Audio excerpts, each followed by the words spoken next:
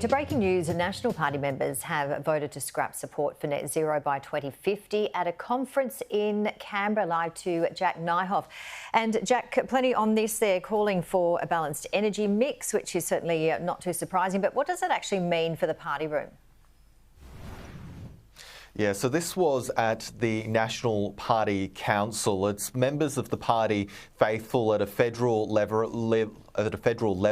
It's a conference which is being held right now in Canberra. So party members are the ones that have passed this resolution. It's calling on party leadership, which is the members of Parliament, David Littleproud, the party leader, to enact this resolution. This resolution calls for net zero by 2050 to be dropped. It calls for the country to exit out of the Paris Climate Agreement, and as well for nuclear energy to be part of Australia's energy mix moving forward. It does support emissions reductions, but it wants to balance those emission reductions with the realities of industries such as farming, such as manufacturing and mining as well. So as part of that mix, we would still see coal, gas, as well as renewable energies in there as well.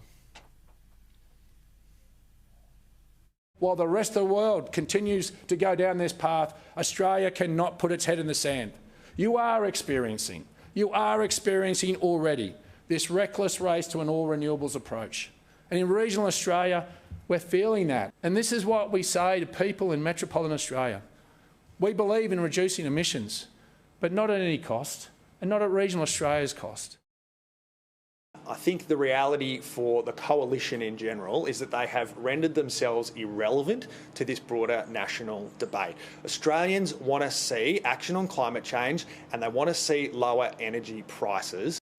So what does this vote mean at a practical level for the National Party? Well, there will be a caucus or a party room meeting held in Canberra tomorrow at 9 a.m. That's when members of the leadership, members of Parliament will discuss these results. They'll also discuss a report that was commissioned by the Nationals Party that speaks about comparing Australia's emission reductions with other countries overseas and ensuring that we're not unfairly reducing our emissions compared to what is being achieved elsewhere as well. Now, it is likely from reporting that they will adopt this clear message from their membership to scrap net zero by 2050, but perhaps not go as far as pulling out of the Paris Agreement, and there's some uncertainty what action they'll take when it comes to nuclear energy policy as well. But of course, the tension here is the Nationals are part of the coalition. The Liberal Party are yet to announce what exactly they're going to do here. The Australian reports that a panel of senior MPs from both parties have been